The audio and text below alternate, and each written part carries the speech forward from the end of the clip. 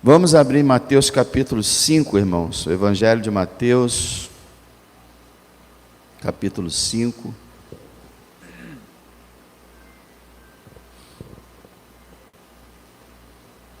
Verso 1 a 12.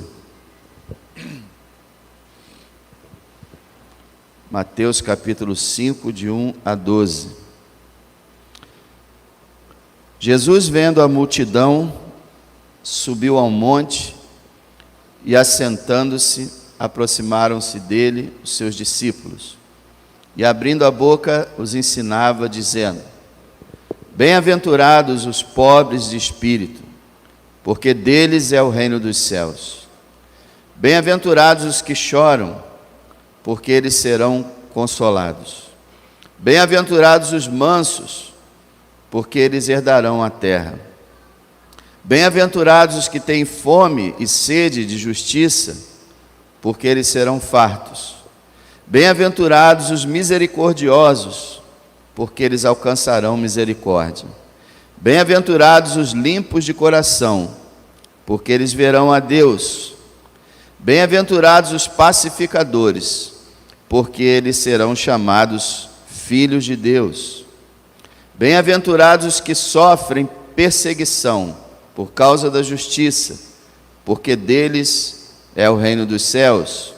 Bem-aventurados sois vós quando vos injuriarem e perseguirem, e mentindo disserem todo o mal contra vós por minha causa.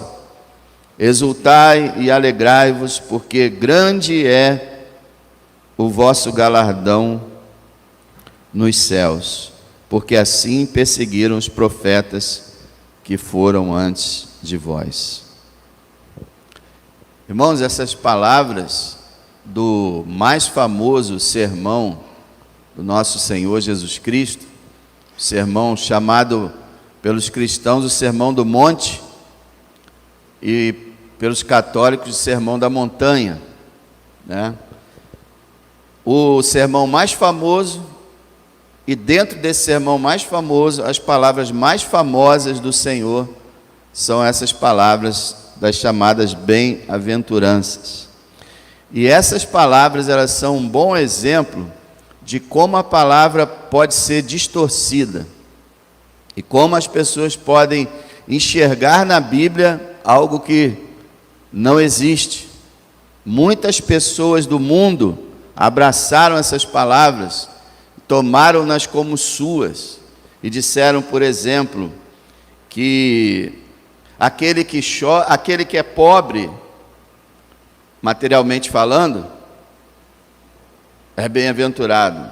Ou aquele que chora por causa de ter perdido alguém, ou por ter tido um grande prejuízo na vida, ele vai ser consolado. Pessoas que disseram que aqueles que têm fome e sede de justiça, no sentido de vingar a morte de um parente, eles serão fartos. Então, por aí afora você vê como a palavra de Deus é mal interpretada por muita gente. E uma coisa importante para você interpretar a Bíblia, fundamental, se chama contexto. Você não consegue interpretar a Bíblia corretamente se não observar o contexto. Aqui, olhando para as bem-aventuranças, você tem que olhar qual é o contexto desse texto. É a Bíblia toda. Você tem que analisar as afirmações que o Senhor fez, comparando elas com a Bíblia toda. Em qual lugar da Bíblia está escrito que uma pessoa incrédula é bem-aventurada? Nenhum lugar. Mas elas tomam para si essas palavras. Então, quando você olha o contexto da Bíblia e compara a Escritura com a Escritura, aí você vai chegar ao verdadeiro significado dessas bem-aventuranças. Outra coisa que os ímpios e muitos cristãos mal instruídos pensam é que Jesus está dizendo o seguinte: olha, sejam assim para que vocês sejam bem-aventurados e recebam a recompensa. Ora, se o Senhor estivesse falando isso, ele estaria ensinando salvação pelas obras. E não é isso. Jesus não está dizendo, seja pobre de espírito, chore bastante, seja manso, tenha fome, seja de justiça, e aí você será recompensado. Ele não está falando isso. Ele está descrevendo aqui as características de um cristão. Os cristãos são assim por causa da graça de Deus que os alcançou. Tá? Então ele não está falando aqui, seja isso, isso e aquilo, para que você seja salvo, mas porque você é salvo, você é assim. Então veja, olhando para essa passagem, primeiro eu quero falar com os irmãos que o Senhor Jesus está dizendo aqui que todos os cristãos, todos os verdadeiros cristãos, são bem-aventurados. Todos eles. Não existe nenhum cristão que não seja bem-aventurado. O Senhor está dizendo aqui, toda hora ele repete 1, 2, 3, 4, 5, 6, 7, 8, 9 vezes ele repete a palavra bem-aventurados. Se você é um cristão, você é um bem-aventurado. E o pastor Fabiano falou um pouco sobre bem-aventurado aqui. Bem-aventurado é uma pessoa, considerada uma pessoa feliz. Algumas traduções traduzem assim, felizes os pobres de espírito. Mas não é uma pessoa feliz no sentido de que ela é alegre, jovial, para cima. Porque muitos desses bem-aventurados, como o Senhor fala, são perseguidos, choram. Então, bem-aventurado em si não é uma felicidade, mas não aquela felicidade de você viver alegre, de você ser um cara leve, tranquilo. Na verdade, bem-aventurança é você ser feliz por causa de algo. Nós vamos ver. Então, bem-aventurado é a pessoa que, no popular, a pessoa diria assim, sortudo. Que na palavra mais tradicional é afortunado. Um bem-aventurado é um afortunado. É alguém que tem um destino maravilhoso. É um vencedor. É um abençoado. Você pode ler, em vez de bem-aventurado, você pode ler abençoado. Isso é o bem-aventurado. Então, todos os cristãos são bem-aventurados, tá? Pode existir pessoas que afirmam ser cristãs, não são, pensam que são cristãos e não são. Por isso que eu digo, os verdadeiros cristãos, os regenerados pelo Espírito Santo, todos eles são bem-aventurados. Então, logo de começo, irmão, você é um cristão? Alegre-se, você é bem-aventurado. E quem disse isso foi o Senhor, o seu Salvador. Alegre-se, você é um abençoado, você é um afortunado, você é alguém que Deus olhou de forma especial e fez uma grande obra na sua vida. Então não se deixe abater por causa dos problemas, das dificuldades, das chateações da vida. Toda vez que você olhar para as coisas e ficar abatido, diga para si próprio, o teu Salvador disse que você é um bem-aventurado.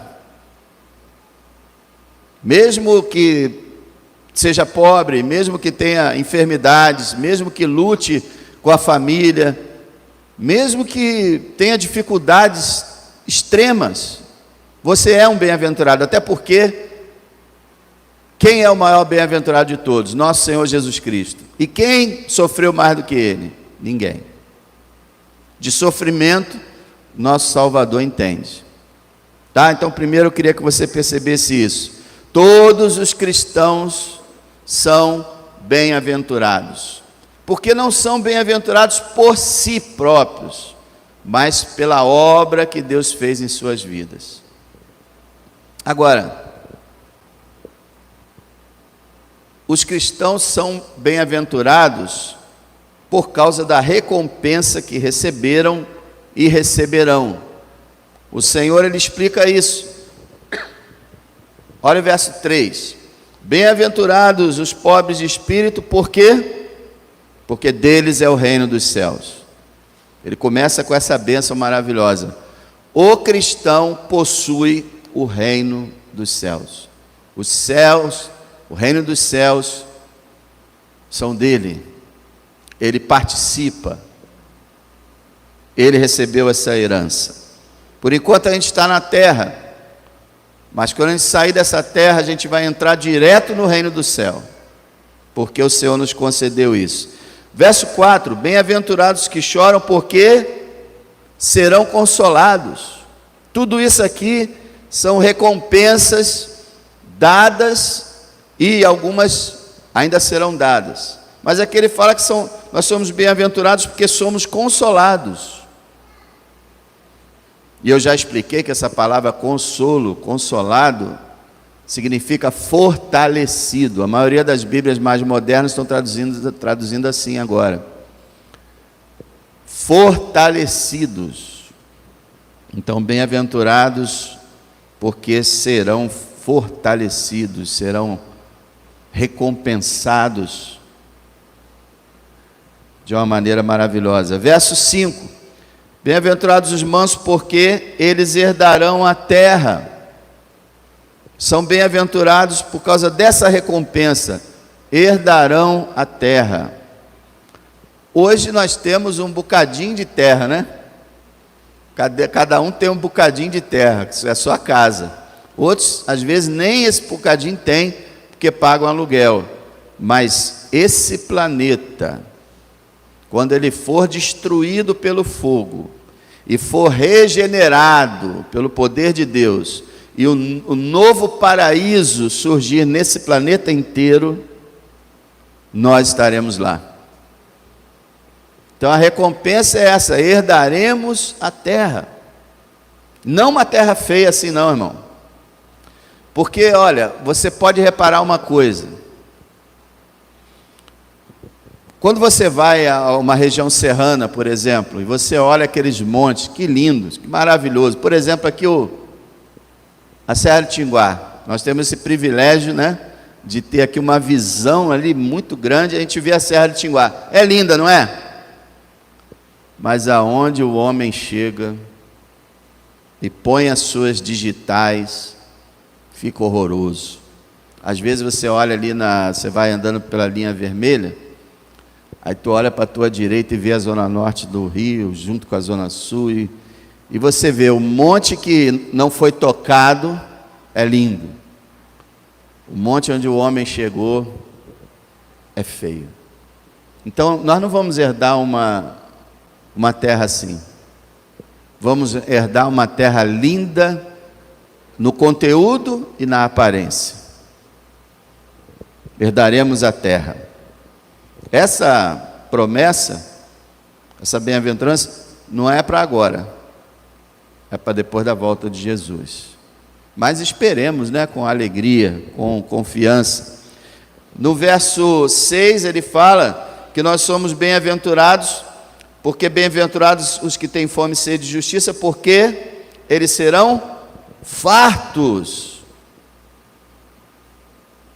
É outra recompensa maravilhosa, que nós só teremos plenamente também quando subirmos. Aqui nós conhecemos um pouco dessa saciedade que Jesus transmite para nós. Eu sou o pão da vida, quem crê em mim nunca terá sede, quem vem a mim nunca terá fome. Mas a gente conhece essa saciedade em parte, mas nós realmente seremos fartos, plenos, completos, perfeitos, lá em cima. Então você vê que algumas bem-aventuranças tem um pouquinho aqui e se completa definitivamente lá. Olha o versículo 8. Bem-aventurados, versículo 7. Bem-aventurados os misericordiosos, porque eles alcançarão misericórdia. Isso aqui, pela graça de Deus, nós já alcançamos a misericórdia do Senhor na salvação, e experimentaremos também a misericórdia do Senhor de uma forma plena quando chegarmos diante da sua presença. Então somos bem-aventurados porque alcançaremos misericórdia. Verso 8: bem-aventurados os limpos de coração, porque eles verão a Deus. Então o Senhor fala que os cristãos são bem-aventurados porque eles terão e conseguirão a maior promessa já feita na história, a maior promessa que Deus já fez em todos os tempos. Qual? Eles verão a Deus. Não há nada superior a ver a face de Deus. Os teólogos ficam discutindo, né? Veremos a Deus Pai, ou veremos a Deus Pai e Deus Espírito no Filho, Jesus. Aí ficam nessa discussão. Mas o importante é, veremos a Deus, face a face. Porque Deus Pai não tem aparência, né? Ele é Espírito, Ele é invisível. E a Bíblia fala que o rosto do Filho resplandece a glória do Pai. Então por isso que os teólogos têm essa questão. Será que veremos o Pai? Ou veremos o Filho, e vendo o Filho, veremos o Pai? Mas o importante é, veremos a Deus. E essa expressão, ela se cumpre um pouco aqui na terra e plenamente na glória. Por quê? Porque aqui nós já vemos a Deus no sentido de compreensão. Nós já compreendemos um pouco sobre Deus, sobre sua palavra, e já temos uma certa comunhão com Ele. Então, de certa forma, nós já vemos Deus em nossa mente, em nossa alma, não com nossos olhos. Então, aqui nós já temos uma certa compreensão. Agora, na glória, então veremos face a face, veremos Ele como Ele é. Olha, esse é um grande teste da autenticidade do cristianismo. Você que diz que é cristão, você tem o desejo de ver Deus? Você almeja isso? Ou você tem medo disso? Ou você não quer? Não é interessante para você? Qual a sua reação quando você ouve essa promessa? Eles verão a Deus. Porque o mundo não está nem aí para ver Deus. Nem aí. Pelo contrário, eles acreditam que Deus não existe. E, infelizmente, eu tenho que dizer, muitos cristãos hoje estão querendo ver dinheiro, casa, carros, conta bancária. Isso que muitos cristãos estão querendo ver. E quando fala assim, ver Deus, quase que a pessoa diz assim, só isso, é? Você ficar lá no céu ver Deus? Pensei que tinha algo melhor. Ver Deus é o ápice. Vocês lembram de Simeão, quando pegou Jesus no colo? E aí ele falou assim, pode despedir em paz o teu servo, porque os meus olhos viram a tua salvação. Quando Simeão viu Jesus, falou, posso morrer. Acabou, não precisa, tem nada mais excelente do que isso. Eu cheguei ao ápice, agora é só a descida, pode levar, Senhor. É a mesma coisa, quando virmos a face de Deus, alcançamos o máximo. Não haverá nada superior a isso. E nós somos bem-aventurados por causa disso. Agora, o verso 9, bem-aventurados os pacificadores, porque eles serão chamados filhos de Deus. Já somos chamados aqui, seremos chamados na glória, filhos de Deus. Quer dizer, nós somos filhos de Deus. E seremos identificados como filhos de Deus. Já reparou? Aqui na terra, ninguém sabe quem é filho de Deus. Ninguém tem como provar que é filho de Deus. Só a pessoa tem a experiência, mas ninguém pode comprovar que o outro é filho de Deus. A gente só presume que seja. Mas na glória, lembra?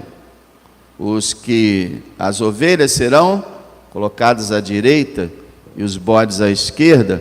Os filhos de Deus serão identificados. E depois, somente os regenerados, os filhos de Deus, entrarão no novo céu e na nova terra, na nova Jerusalém. Então serão chamados filhos de Deus. E no verso 10, o Senhor fala: bem-aventurados que sofrem perseguição por causa da justiça, porque deles é o reino dos céus. O reino dos céus pertence a Ele. Você notou que o Senhor começou a primeira bem-aventurança com deles é o reino dos céus e terminou com deles é o reino dos céus? Verso 11 e 12 é só uma explicação do verso 10. Então ele começa com deles é o reino dos céus, termina com deles é o reino dos céus. Então, irmão, o cristão é bem-aventurado por causa das recompensas que ele receberá, que ele já recebe aqui e receberá na glória celestial. Então eu peço a você, se você quer viver uma vida saudável aqui nessa terra, não foque nas coisas que acontecem com você no dia a dia, mas foque naquilo que o Senhor te deu e ainda te dará. Na verdade, irmãos, todos nós deveríamos memorizar essas bem-aventuranças. Memorizar. Estava comentando esses dias com alguém que o cristão de hoje, meus irmãos, talvez seja só no Brasil, principalmente no Brasil, né? Que o brasileiro detesta ler, a não ser que seja o WhatsApp, Instagram e mais outros aí eles gostam. Mas livro não gosta não. Então, irmãos, memorização é uma coisa fundamental. Você ter a palavra na tua boca. Você pegar e escolher textos importantes e memorizar. Salmo 1, Salmo 23, Mateus, esse capítulo 5 aqui. Você memoriza. Como é que você memoriza? Leia repetidamente. Leia um versículo, repita ele para você. Vá durante o seu dia repetindo aquele versículo e meditando nele. Amanhã você decora o segundo. Todas as pessoas que têm uma mente normal conseguem memorizar. É só se esforçar. E é muito bom você ter a palavra e poder repetir ela sem abrir o livro. É algo fantástico. Eu lembro que eu li um livro há uns 30 anos atrás, de um missionário evangelista, trabalhava na Europa oriental, aquela época que era dominada pelo comunismo, e eles tinham lá umas igrejas secretas e tudo, escondidas. Olha, eu vou te falar, os jovens de lá, era assim que eles faziam. Eu vou memorizar o livro de Tiago. Memorizavam tudo. Vou memorizar a carta de Paulo aos Romanos. Memorizavam tudo. Além de porque amavam a palavra e porque sabiam que a palavra talvez um dia não estivesse mais nas mãos deles. Para eles terem Bíblia era difícil. Memorizavam muito. E eu sei que coreanos fazem isso. Eu sei que muitos cristãos já fizeram isso. Porque a palavra não é só ser lida, mas também guardada no coração. Estar Olha, irmão, não tem uma coisa mais maravilhosa do que você poder passar na tua mente Gênesis, Apocalipse. Você poder, na tua mente, pensando, Gênesis fala disso, acontece isso, aí vai para Êxodo, e vai para Levítico, e vai para Número, e você vai. Esse livro fala sobre isso, e aquele conta aquilo, e ali é a monarquia, e ali é o retorno, é o cativeiro, e aí aconteceu isso, termina em Apocalipse. Que coisa maravilhosa se você puder ter a mensagem bíblica na tua cabeça. Bem-aventurados por causa da recompensa. Agora, em último lugar aqui para a gente meditar como são os cristãos? Porque ele falou que todo cristão é bem-aventurado. Ele falou que todo cristão tem diversas recompensas, por isso que ele é bem-aventurado. Mas como é o cristão? Aí que está o problema, né? Todo mundo diz que é cristão. Olha, tem religiões aí que não tem nada a ver com o cristianismo e eles dizem que são cristãos. Quem são os cristãos? Os regenerados pelo Espírito de Deus. Mas como eles vivem, como eles se comportam, qual é a sua atitude? E o Senhor descreve aqui nas bem-aventuranças. Ele fala em versículo 3, por exemplo, que o cristão é alguém que é pobre de espírito. Eu não vou me detalhar em cada uma delas, porque o tempo já está acabando.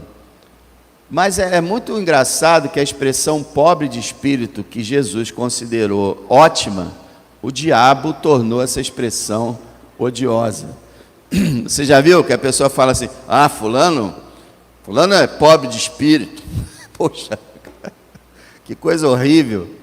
Pobre de espírito é uma coisa excelente, mas o diabo botou na cabeça do mundo que pobre de espírito tem outro significado. Pobre de espírito para o mundo é ser uma pessoa que não presta, é ser uma pessoa mesquinha, é ser uma pessoa baixa, mas Jesus está falando pobre de espírito é outra coisa. E ele fala, bem-aventurados os pobres de espírito. Pobre de espírito, em resumo, é aquela pessoa que percebe a sua pobreza espiritual, percebe a sua carência de salvação de um Deus maior, que possa abençoá-la e sustentá-la. É uma pessoa que diz, em mim, isto é, na minha carne, não habita bem algum, como o apóstolo Paulo afirmou. É uma pessoa que diz assim, olha, eu sou só maldade, tudo o que há de bem em mim vem de Deus, tudo o que há de mal vem de mim mesmo. Pobre de espírito é uma pessoa que reconhece a sua falência espiritual e vai às riquezas de Deus para ser enriquecido espiritualmente. Então, pobre de espírito é o quebrantado de coração. Lembra? A Bíblia fala aos contritos de coração, Deus não rejeitará. O quebrantado, o humilde, é o pobre de espírito.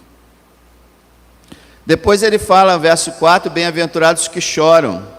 E aí vem o pessoal para falar, né? Não, chora por qualquer coisa. Não. Veja o contexto.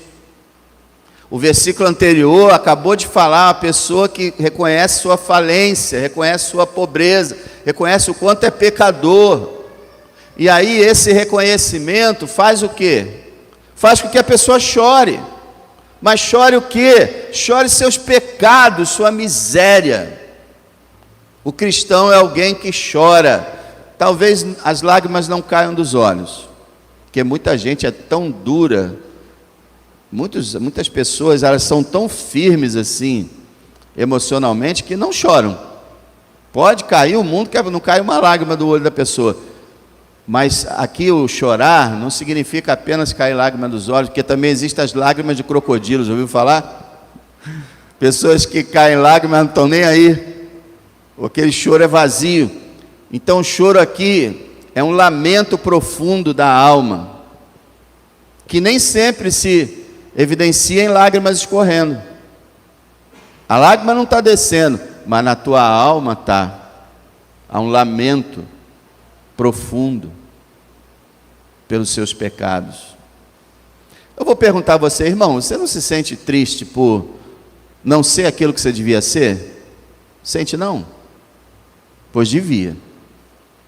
Chorar é isso. Poxa, Deus fala para eu amá-lo de todo o coração, eu não consigo. Deus fala para eu amar o próximo como a mim mesmo, e eu não consigo. Por mais que eu tente, eu falho. Deus fala para eu orar sem cessar, mas eu não consigo. Você está entendendo isso? Você busca, você tenta, mas você não alcança a perfeição. Você sempre peca, eu também, todo cristão peca diariamente. E aí o que acontece? Choramos. Esse choro que leva à confissão do pecado. Esse é o bem-aventurado que chora. E aí ele continua no verso 5, bem-aventurados os mansos. Que manso? Aquela pessoa que é tranquilona, quietinha. Não, irmão, manso aqui É a pessoa que, por ser pobre de espírito, reconhecer que não é nada em si mesmo e lamentar os seus erros, ela não fica brigando com os outros, não fica querendo competir com ninguém, não fica arrumando encrenca, porque ela em si, ela diz: o que eu sou? Alguns cristãos antigos, eles disseram o seguinte: olha, não fica chateado quando alguém fala mal de você, porque eles não sabem nem 1% da tua maldade. Em vez de a gente se sentir ofendido, fulano falou isso assim de mim, é você dizer assim: o que ele falou, o que ele falou, o que? Ih, rapaz, ele não sabe nem 1%. Então, manso é essa pessoa, que ela não briga por ela briga pelo Evangelho, mas ela não briga por si própria, ela não faz questão de tudo, ela não vive gritando dentro de casa. Isso é o manso. E olha, gente, pessoas que são naturalmente nervosas, naturalmente tensas e muitas vezes agressivas, o Espírito de Deus torna manso. Não estou dizendo que nunca vai ter uma falha, lógico que vai, mas de forma geral é manso. No verso 6 ele fala: bem-aventurados que têm fome e sede de justiça.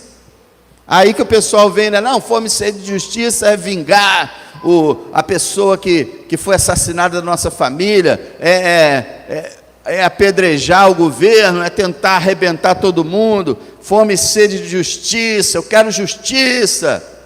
Não é nada disso. Você sabe o que é justiça na Bíblia? Tem nada a ver com tribunal, tem nada a ver com o Supremo Tribunal, tem nada a ver com juízes humanos. Justiça é o que Deus é. Justiça é o que Deus exige. Justiça vem do justo Deus. Então, quando uma pessoa tem fome e sede de justiça, ela tem fome e sede de ser obediente a Deus. Ela tem fome e sede de cumprir a palavra de Deus, de ser parecido com Deus. Isso é ter fome e sede de justiça. O cristão é assim. Versículo 7, bem-aventurados os misericordiosos. Bom, misericórdia, ser misericordioso é ser compassivo, ter compaixão, perdoar as pessoas, não é cobrar, agredir, revidar, aquele espírito de vingança. Eu tinha acabado de falar de fome e sede de justiça, misericórdia. E aí ele fala, por quê? Porque nós alcançamos misericórdia.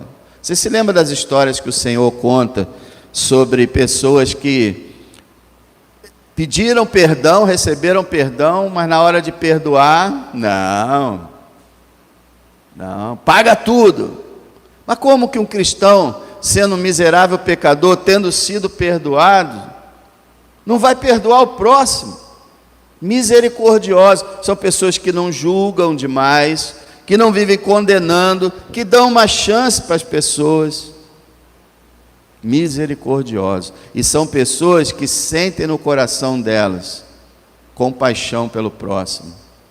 Sofrem por ver as pessoas indo para o inferno. Sofrem por ver as calamidades dessa terra. Misericordioso. O cristão é misericordioso. Então também no verso 8, bem-aventurados os limpos de coração. O cristão é um limpo de coração, que não significa que ele é perfeito, porque senão não teria nenhum limpo de coração.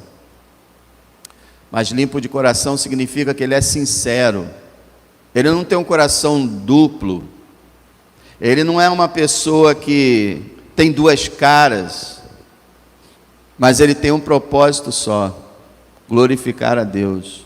Limpo de coração é o santo, é aquela pessoa que deseja a santificação da sua vida. Limpo de coração é aquele coração que não quer aceitar a sujeira vindo de fora, quer bloquear, rejeitar qualquer tipo de imundície dentro do seu coração.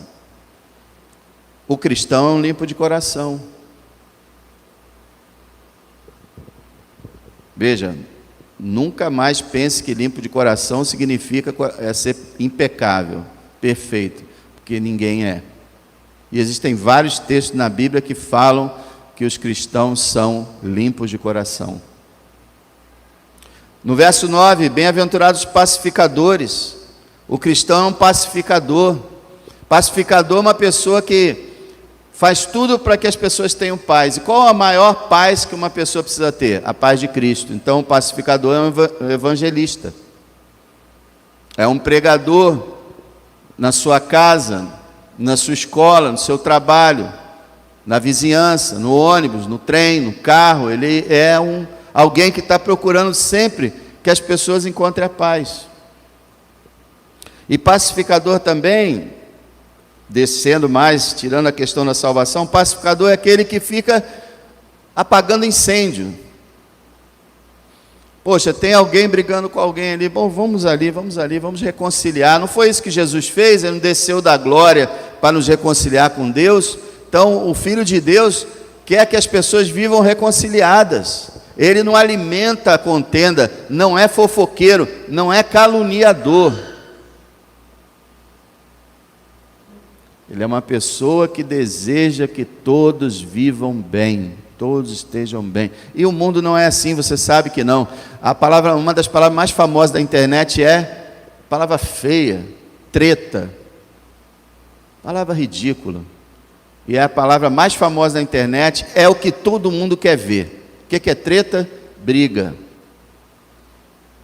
Você faz um vídeo, bota briga do pastor tal, pronto, todo mundo vê. As pessoas têm sede de sangue, mas o cristão é um pacificador. Ele não quer ver briga, ele não quer ver divisão. E se ele vê que alguém está indo por esse caminho, ele vai lá tentar tirar a pessoa daquela situação. Se alguém chega para você e fala assim, e você viu o irmão tal? E ele fez isso, ele fez aquilo outro, aí você chega, ô irmão, faz isso não. Não fala do seu irmão, a Bíblia diz, não faleis mal uns dos outros. Esquece isso, irmão. Vamos viver a vida. Deixa isso para lá. Pare de querer saber sobre tudo da vida dos outros, querer bisbilhotar, querer entender o que está se passando em cada um. Pacificador.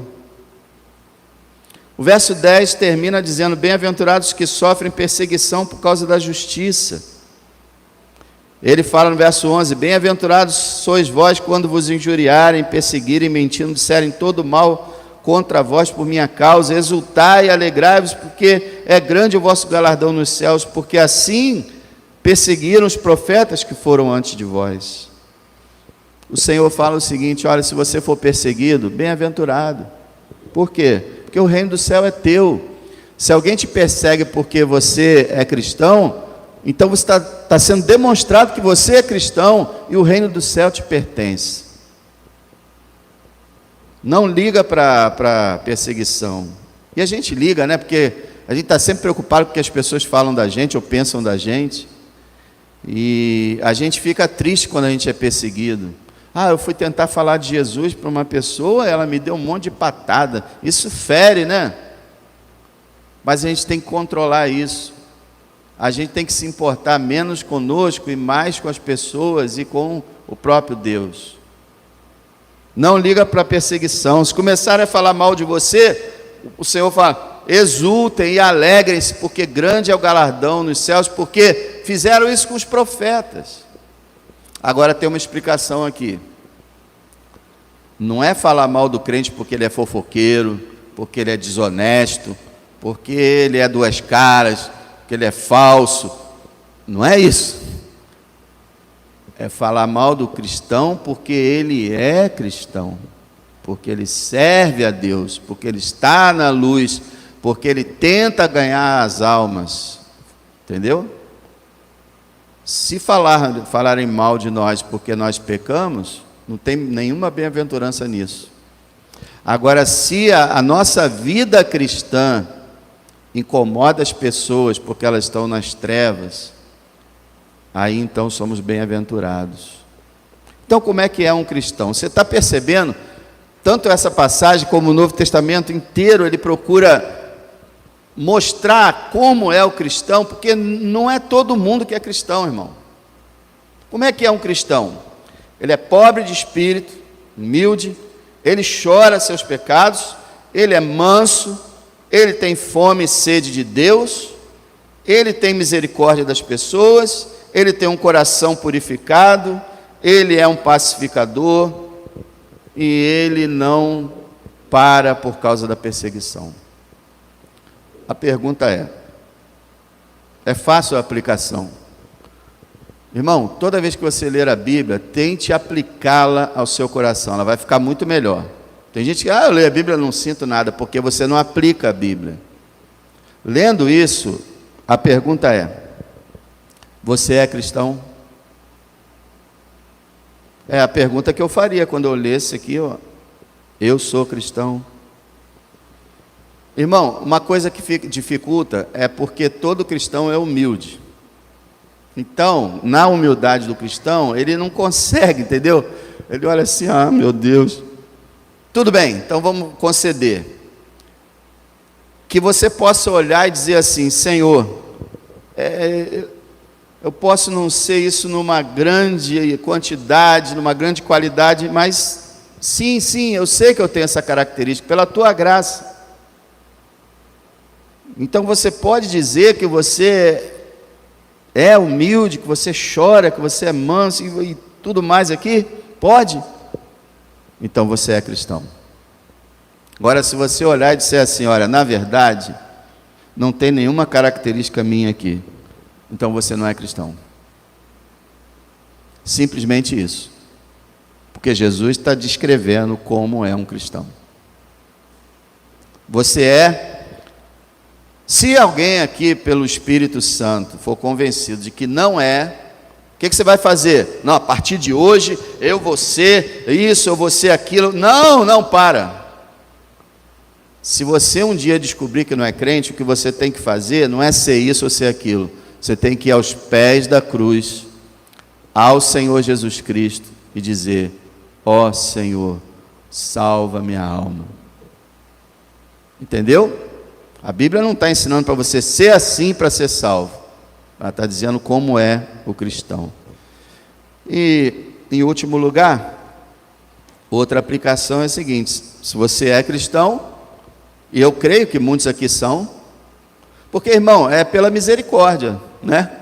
Puramente pela graça de Deus somos cristãos, não é por nada em nós somos pó e cinza, somos maldade pura, da ponta cabeça, mas a graça de Deus nos alcançou. Então, se você é cristão, pode dizer assim, pastor, embora eu seja um miserável pecador, pela graça de Deus, o Senhor me tornou dessa forma, mesmo que não seja em muita quantidade, mas sim, eu sou assim. Então, irmão, alegre-se muito, porque você é um bem-aventurado, se alegre mesmo. Senhor, pela graça, eu vejo que Tu operaste em minha vida, se regozija, se alegra, porque você é um bem-aventurado. E eu pergunto, se você é bem-aventurado, para que você vai viver infeliz nessa terra? Se o Senhor te deu tudo, por que viver infeliz nessa terra? Se você é bem-aventurado. Pensa nisso. Pai, eu te agradeço, Deus, por essas bem-aventuranças tão maravilhosas, por essa transformação radical que o Teu Espírito Santo operou em nós, e pelas promessas, pelas recompensas que nos serão dadas sem merecimento algum. Bendito seja o Senhor. Que possamos viver uma vida feliz porque somos bem-aventurados. Que o Senhor, pela sua graça e poder, possa a cada dia aumentar essas características em nossos corações. Obrigado, meu Deus, bendito seja o seu nome, por ter tornado a cada um de nós, miseráveis como somos, bem-aventurados. Foi Tua graça que fez isso, e eu te louvo e te agradeço.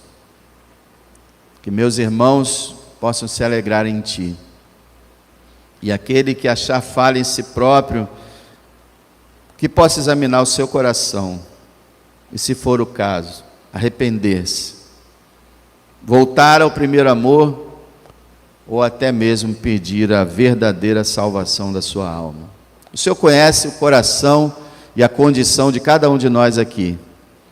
E eu te peço, Senhor, que Tu fales a cada um de nós, para que possamos ter a verdade sobre cada um de nós, e assim sermos bem-aventurados. Em nome de Jesus, amém.